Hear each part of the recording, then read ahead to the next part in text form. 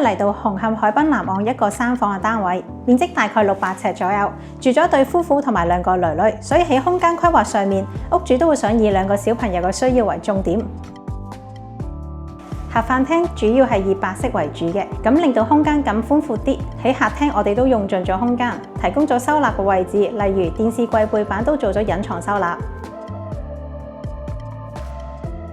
而飯廳擺放咗一張4人嘅餐台，後面仲可以擺到一個半腰櫃，而旁邊就預留咗空間，將來可以擺放鋼琴。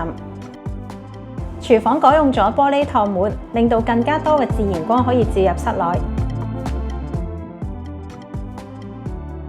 屋主2個囡囡都係返學階段，所以各自都需要有自己嘅空間去做功課。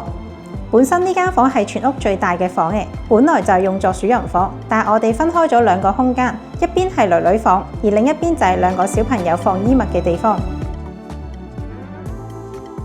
呢度望到維港景色嘅房就係主人房啦。為咗有多啲收納空間，我哋都做咗個地台床，咁床下面就有更大嘅空間可以擺放行李或者換季衫啦。